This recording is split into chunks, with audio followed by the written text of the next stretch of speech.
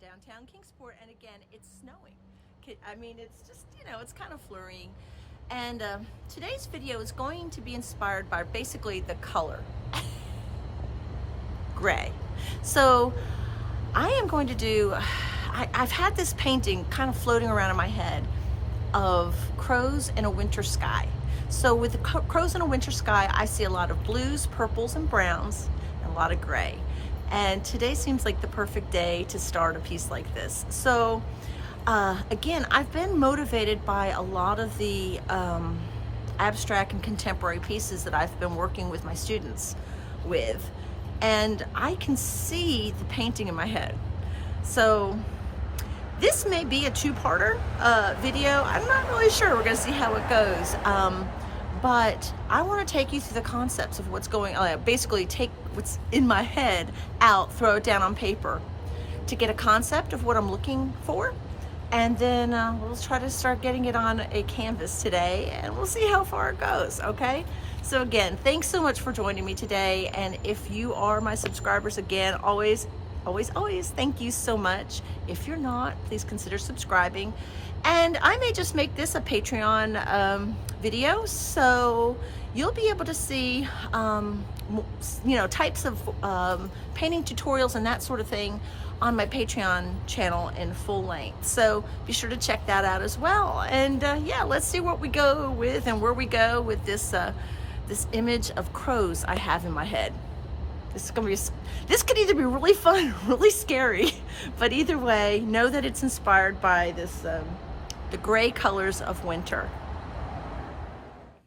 Okay, so I'm just sitting here at my little table here at the studio, and I have just some photo references of some crows in flight, and I've got my paper in front of me and some vine charcoal. So I'm going to show you how I conceptualize a piece. I may start with one thing and completely go to a different direction, and so yeah, that's why vine charcoal is so awesome, because it allows me to be a lot more fluid in my design. So I'm not really going to be concentrating so much on the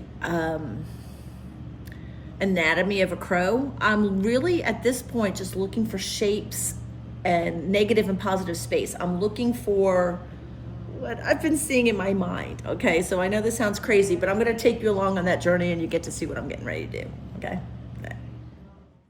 Okay, so sometimes for me, it's just a concept. I'm just looking at a concept, and I'm just, say I have a bird, and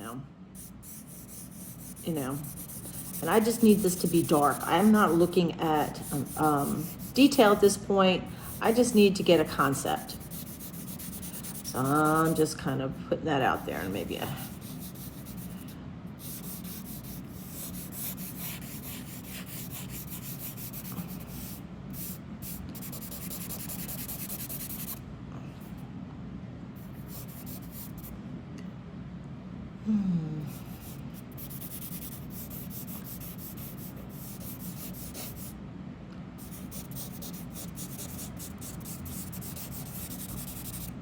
and I might say, because I want this in my mind, I see this all connected.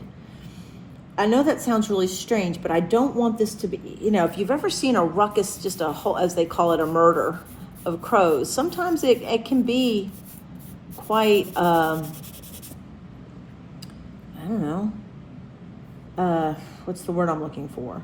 Just, they're everywhere. They're all, if they're going after an owl or something like that, they may be just really all over the place. And in this image that I see, I want them to be somewhat touching. Like I want the shapes to be touching each other.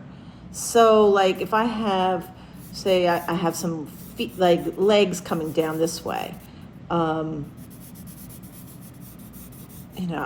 somehow they'll be touching. I don't know. So I'm just trying to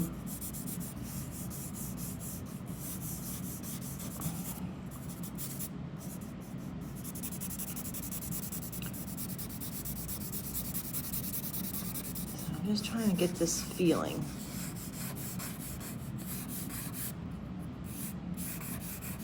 I know, and I've gone off the thing here. Let me shrink that down so you can see a little bit better.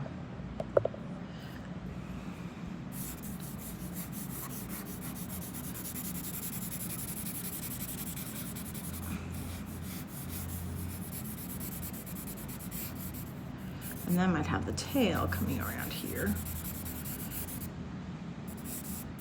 I don't know, I probably wouldn't show there. And the beautiful thing that I like about working with Vine is I can get my concept down and not destroy a paper, you know, destroy my surface that I'm working on. And I have to be mindful, like if this bird is behind this bird can't be bigger than this bird, you know what I mean? So I have to be, you know, obviously I did this bird too big, but I'm just, again, this is just about getting an idea or a concept down. And so what I'm really interested in is this negative space. This is what I'm trying to have. I'm all about the negative space. So, you know, and I want another bird, you know, kind of coming, I want to go in the whole concept of group of threes. And not really sure which other bird I want. I've got lots of pictures of birds in front of me, and I'll flip them around. I will, you know, I have this one going, you know, it's going this way, this one's going this way, and I may have this one, if I want the wings to, and I'm wanting to work into a square. So if I have it as a square, I have to know that the concept or the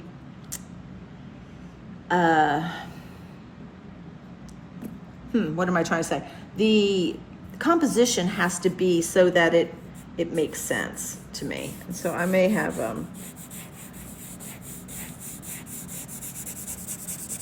if this bird is kind of in the foreground,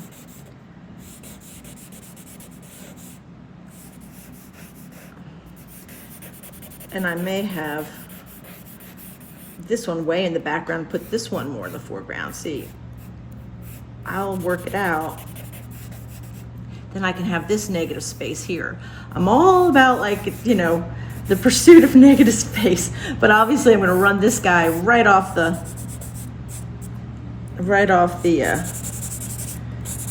paper here. But I'm just trying to get the shapes, and I'll have that tail kind of conk down here a little bit. I know this is really strange to look at, and it's probably makes no sense to you, but it's how I have that tail kind of coming down in a weird way. And again, negative space, and have this wing coming over this way. You know, it looks like a big old hot mess, but this is how my brain starts to wrap around the idea. So I have negative space here, and I probably will have, if this is here, this wing will come up this way and around this way. So I'll have one bird that will be my dominant bird in this whole piece, and it will probably be whichever is in the foreground, whether it's this piece, this bird, and this bird may be almost in the same plane.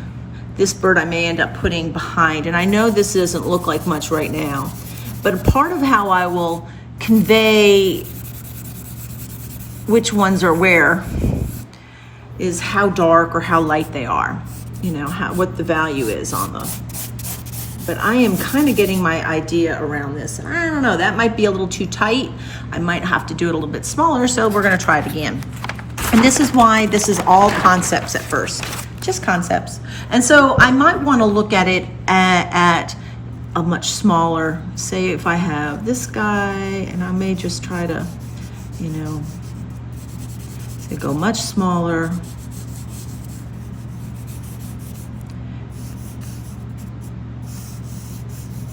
You know, I've got the, you know, so now I'm working much smaller.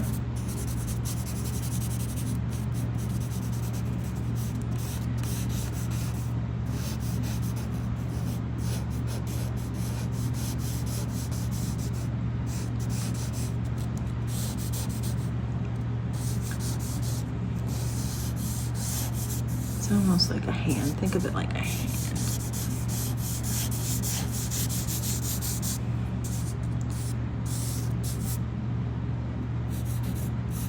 This kind of comes down around here, Even though this body kind of comes down, we've got all these neat feathers here. We have secondaries and primaries.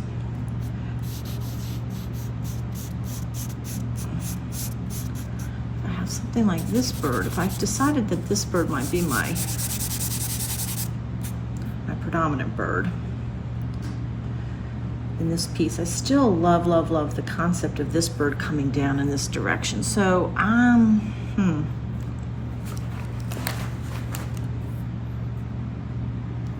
again, if I have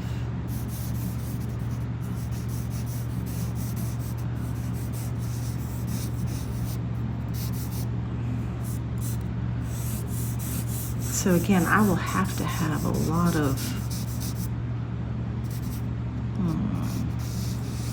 usually I find that the first composition is usually your best. So we'll see what happens here. So sometimes another thing that I have been known to do when I'm working out a composition is I will actually make several birds and cut them out with a piece of paper and then place them several times until I find something that works for me. I know that sounds pretty basic, doesn't it? That's about as easy a way to come up with what the design idea. And I may do that. So let's see what happens. Okay, so this is me still working some stuff out. And sometimes it's just weird shapes and lines like this. I think I've come up with the concept of this. I like this best. I'm going to move this middle bird over a little bit. I don't need to have them all bunched up in the center, overlapping quite that much. As long as they're touching just a little bit, I'll be really happy. So I think I'm going to go with this basic concept. So what I'm going to do now is I'm going to just do a rough sketch with my trusty little Vine charcoal and try to get the concept up onto a canvas, and I'll be able to see it a little bit better. Okay, so let's go there.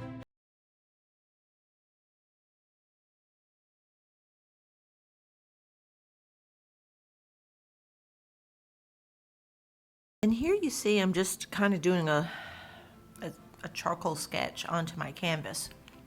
And I'm not really exactly certain of my composition, and I'm not really worrying as much about the actual structure yet. I'm just kind of getting the idea down onto my canvas. So you'll see as I progress, it will get more and more intense. And once I'm becoming more and more certain of the composition and the placement of the birds, then I start to refine my details. So you can see I'm going in a little bit darker here, and I'm actually really, putting in where I think the coverlet feathers go, where the secondary feathers go, where the primary feathers go, etc. I'm getting more and more detailed.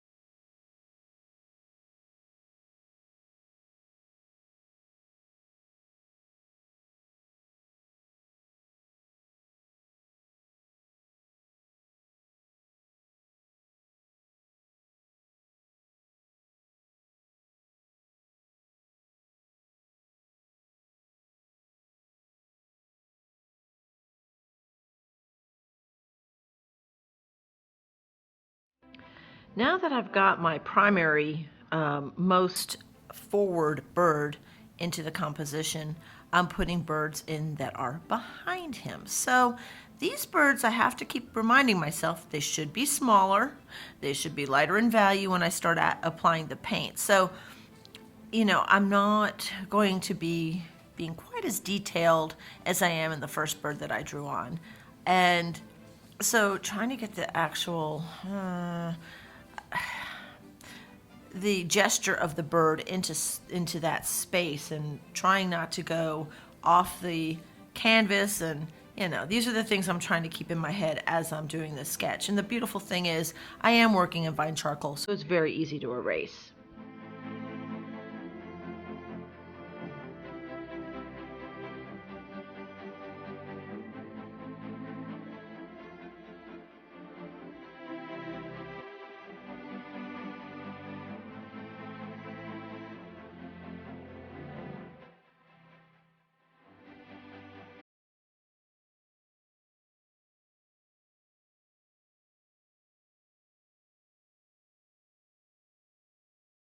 And the snow continues to fall outside my studio. It's a beautiful thing. It's just beautiful.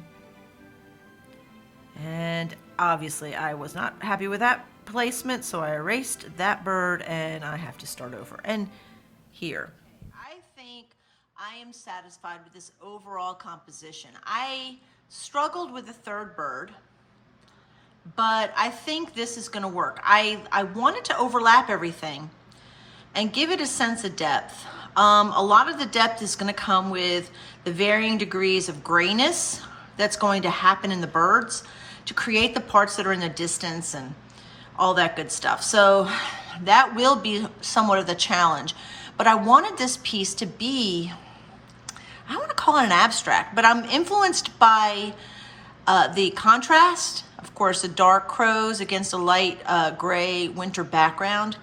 And I may even incorporate snow since we've had a snowy day here in Kingsport. I don't know, I'm just feeling winter, and that's kind of what I'm wanting to convey in this piece. So let's go ahead and, I don't know, I'm gonna use a little bit of acrylic just to kind of set my birds in place a little bit. And then I'm probably gonna start mixing up my background color. Okay, for Patreon. Okay, so this is just a little dab, there's a shadow, that's my hand, right? Of acrylic paint. I'm just using, just a little Filbert, and there's my wine glass full of water, because, you gotta have water. So what I'm gonna do is I'm going to basically set this painting in with acrylic paint, just so I don't lose all the lines that I just created with charcoal. So that's what I'm fixing to do. And if you're from the South, you know what fixing means. Yes, I am just setting this composition into place with a little bit of acrylic paint. And the nice thing is that with water and a little acrylic paint, that charcoal becomes part of the painting itself. And so I'm just kind of, firming it up before I add the actual oil paints.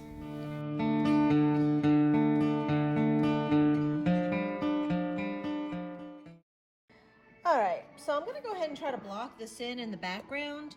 And of course I've got a lot, titanium white, that's all over my finger now. I have Payne's Gray, Dioxazine Purple, and Raw Umber. So I'm gonna kind of mix that up, make me a neat background color. I want it to be gray. I'm thinking about cool and winter, and like I said, I may actually include snow when I actually put the birds in at some point, but I want it to be misty and cold. So that's what I'm thinking. So I'm popping in the background here, and you can see when you see it against the actual white canvas that it is slightly darker gray than the actual canvas. And I need it to be, I really wanted the background to be quite light, but I want it to be dark enough so that when I put snowflakes later, it will show out. And that's what I'm doing. And so, again, trying to keep in mind space in the painting and value. And that's really what this piece is about, because it's a very limited palette. And so I have to work with more, where the birds are placed in space. Obviously the bird that's the furthest away will be the lightest in value. So I'm doing this wing of the second bird in space, and I want it to be blurred. And, having to blur that space, I've got to work into wet paint. So wet on wet procedure here is, this is what you got to do to make it happen. So you can see I'm just kind of, I'm going back and forth between the actual background color and the paint that I'm using to do the wing itself.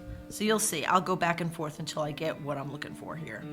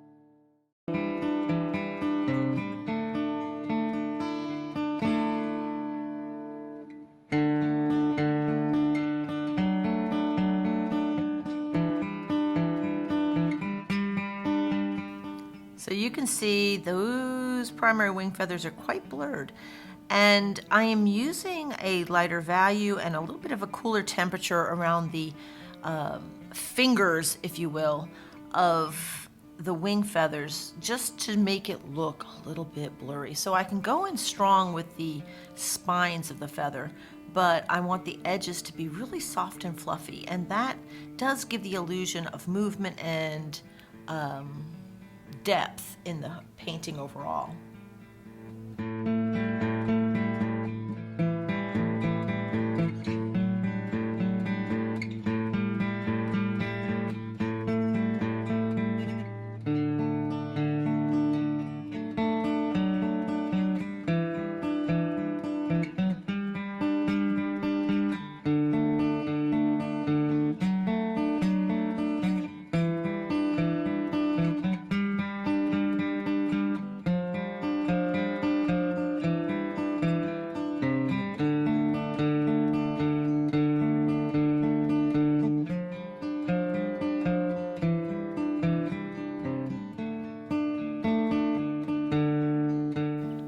Yeah, sorry about that. I have it a little out of frame, but basically I am just blurring it out even more, and I'm actually using a larger, fluffier brush while the paint is still wet, just to blur it even further.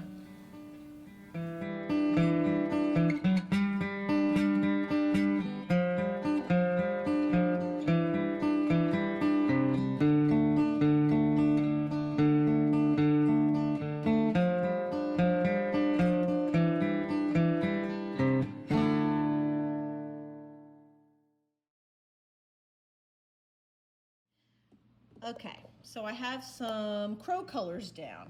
I have King's Blue, Ivory Black, Payne's Gray, Prussian Blue, Dioxazine Purple, Ultramarine Blue. I have Purple Lake, Van Dyke Brown, Raw Umber, and Burnt Umber. And those are the colors I'm going to start with to work on the crows. You know me, I'll probably add something along the way.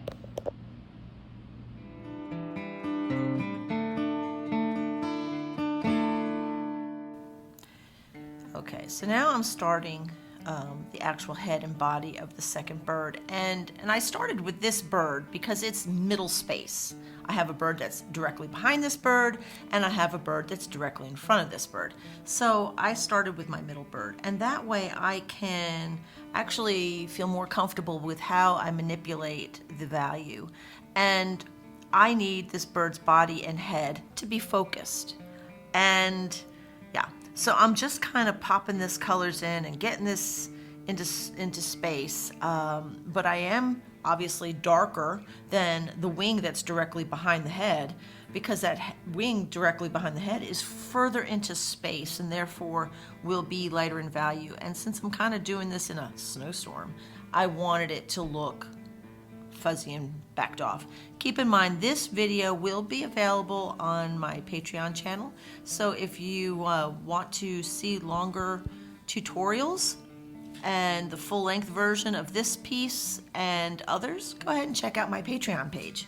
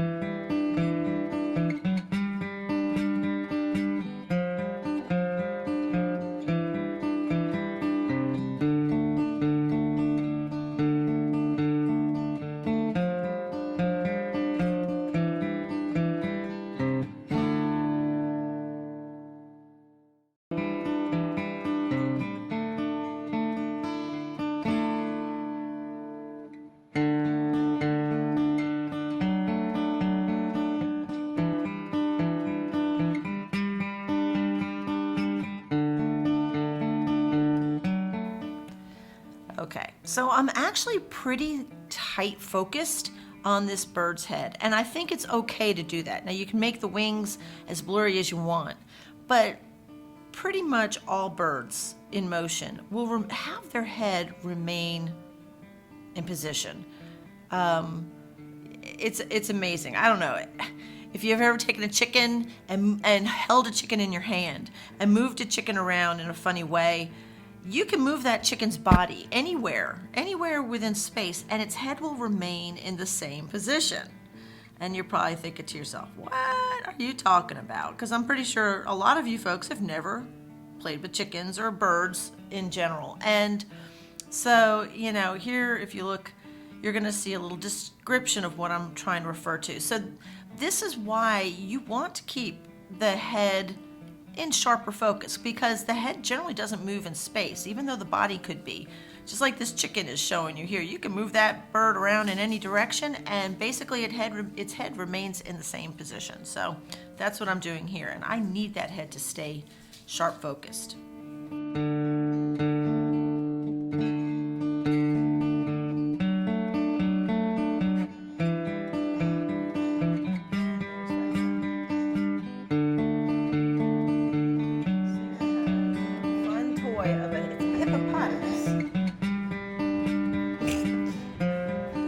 Sounds come out its butt, because that's fun when you're a dog. It's fun when you're...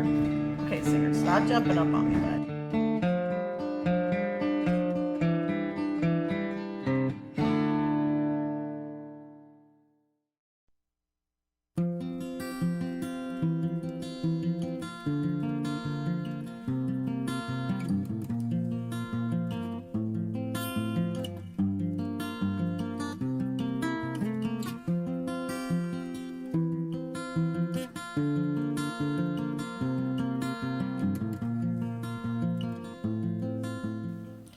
Now, here you can appreciate the darker value that the body of the bird is as compared to the wing that is furthest from us in space. And so I am trying to get in basically the underside coverlet feathers of the secondary feathers and the primary feathers and all that good stuff. I'm trying to get it in, and I'm giving it a basically, if you can see the body past the shine, I'm putting a very deep kind of purplish body color. I'm using a color called Purple Lake, and that is a kind of a reddish, dark reddish brown purple color, and I want that to shine through. So that's kind of my base color on the body. And then I'm just going back in with some highlights, and where I need to, I'm like here, I'm going in with the darker version, like of a ivory black. Yeah, I even though I'm doing all this, and I'm having to keep in mind where my source of light is. I've constantly got to remind myself, where is the source of light? Because I'm using a lot of different references, just different reference photos, and they're from all different light sources, and I have to try to keep all the birds consistent. You can't have the highlights shining on the back of one and the front of another, and coming from all different directions. I have to be consistent with where my light is coming from. So I'm constantly reminding myself, where's the light, where's the light, where's the light. So you'll see I'll actually fix some of my mistakes, and I'm going back in with my background color and sharpening up the actual primary feathers and correcting mistakes. And I work back and forth between background and foreground, negative and positive space constantly in a painting.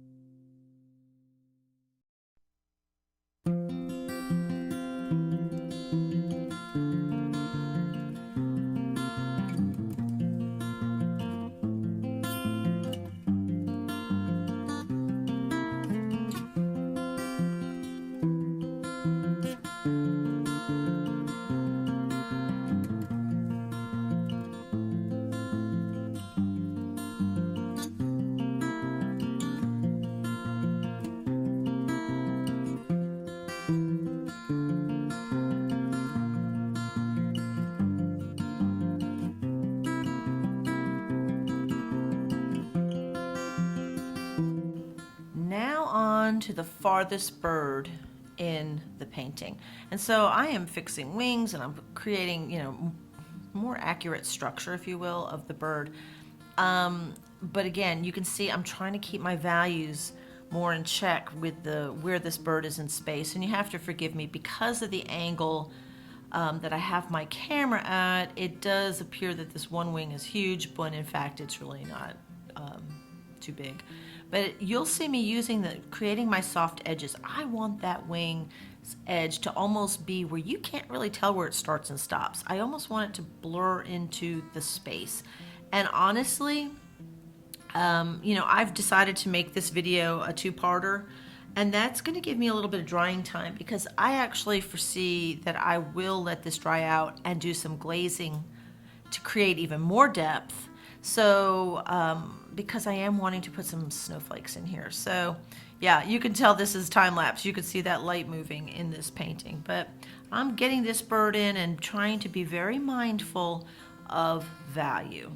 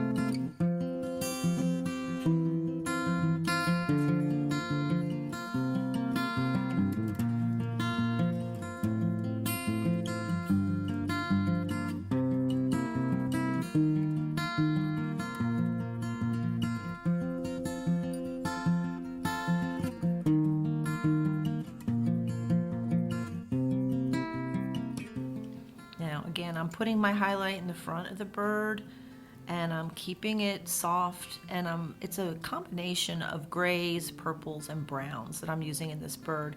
Even though we know pretty much that crows and ravens are black, there's all kinds of colors in there, and I'm just having a ball with it.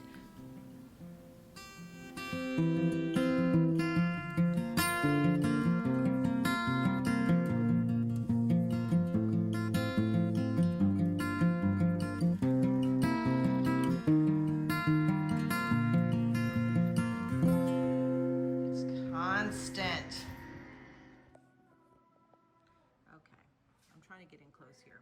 I am really wanting to fade this out, this area over the tail, and I'm trying to soften these edges. So I keep teasing the paint a little bit, just trying to almost make it look like it's disappearing. And so working into a wet edge is really, really important at this juncture of a painting, especially if you're trying to create that distance. So I am really working those edges into each other so they almost just kind of disappear. So that's what I'm working on right now. Now I'm on to the primary bird of this painting. So I've got a lot of highlights and that sort of thing. And obviously there's going to be a lot more detail in this bird, and I have to, it's critical. I've got to get it right. So I do have my trusty maul stick, which is really just a bamboo cane. Thank you, Anne, who's one of my students. She got that for me. And, but yeah, I am just, again, working those edges, keeping them soft. Even though this bird is in the foreground, I still need to have that soft edge so that he is more a part of the background and not just stuck on top of it.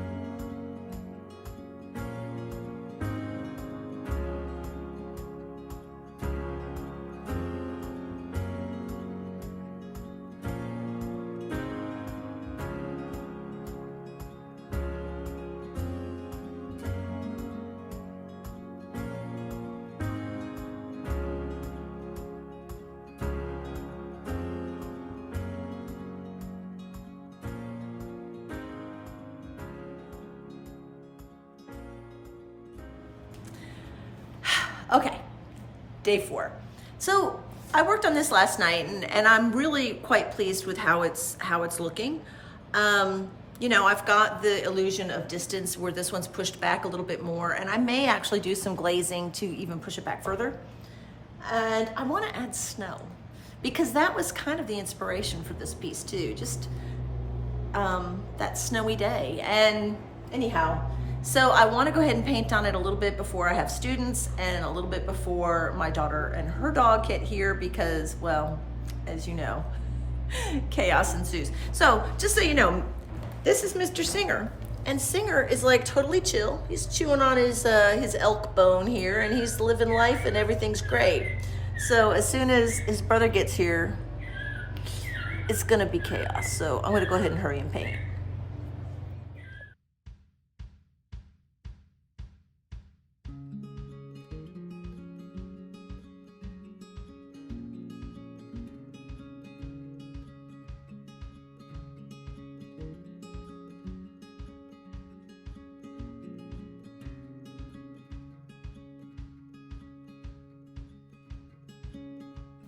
Okay, day 4. And I already know I'm not going to be able to get this completed. So I'm kind of being a little bit more relaxed. I was really putting pressure on myself to try to get this finished, but it wasn't going to happen. So 2-parter for sure. And again, I am working on creating those soft edges and starting to get the more of the detail and highlights in this bird. And I'm constantly reminding myself, where's the light? Where's the light? Where's the light? Because I have to make corrections. So I can't put any highlights in the front of this bird's head because all the light's coming from behind it. So I have to keep reminding myself. Again, my references that I'm using may have a lot of different light sources on them. So, one bird might be highlighted from the back and one might be lit from the front and one's from the side, but I need them all to be the same. So I get a little creative.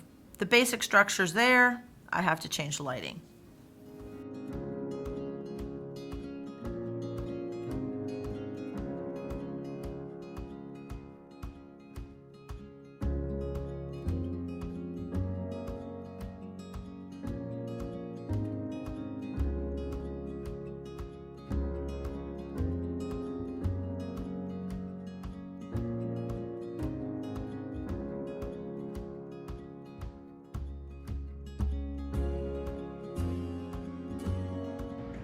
I'm going to work on the very top of this wing for a while, and I want to go ahead and get this really in so that we can really see that this is in front of that.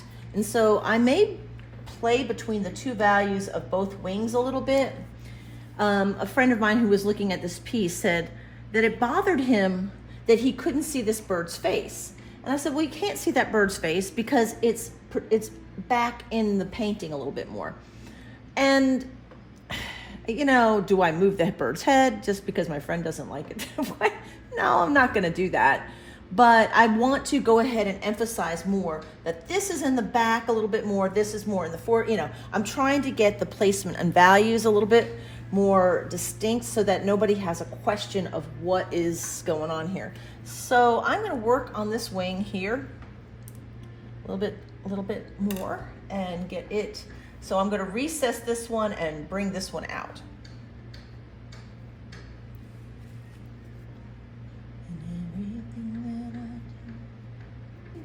And again, the maul stick. All right, so this is my leading edge, and my light is on this side, on the right side. I need to go ahead and really emphasize the dark value here, and know that primary feathers have a slight curve to them.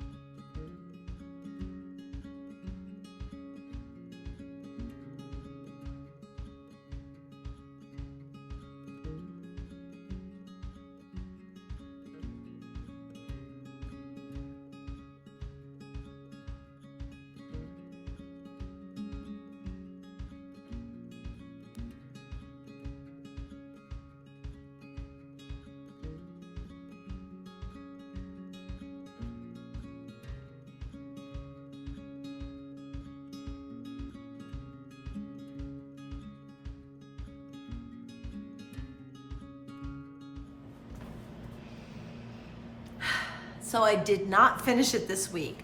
So this piece will be wrapped up next week. And I have to say, I'm really happy with where I am at this point, considering the fact that I've had a lot of students this week. I have had puppies this week and everything else going on. Yeah, this piece did not get finished in a week, or, I was trying to do that, but it wasn't happening. But I am already so digging this piece, and I'm playing with titles you know, being that they're crows or ravens, you know, a group of crows is called a murder. So I'm thinking about having I'm thinking of titles. So if you can think of a better title, go ahead and leave it in the comment section. I'm thinking of cold case murder. I'm thinking of, you know, anything with murder in it. I'm just, you know, playing with the title a little bit, but go ahead and leave it in the comments section. If you have any questions about anything that I've covered thus far in this particular video, please, again, leave it in the comment section. And I'm so digging this piece. And I know I say that all the time, but you don't even understand. This piece has been in my head for quite a while, and I've been playing with it and, you know, coming up with concepts and ideas for this particular painting. And I really feel like it's coming to fruition. So it's really satisfying for me as an artist to be able to see it happen. So again, know that this will be on my Patreon channel. So if you're really wanting to get a little bit of a longer in-depth version of the process of this painting, please go ahead and, you know, become one of my patrons on Patreon, and then you can follow it step by step. And if you are my subscribers on YouTube, thank you so very much. I appreciate you being here. And if you're not a subscriber, please consider subscribing, because we have fun here. It's like, you know, we're all friends and it's all good. So thank you so much for that. And yeah, until next time from Kingsport, Tennessee, I'll see you. Bye.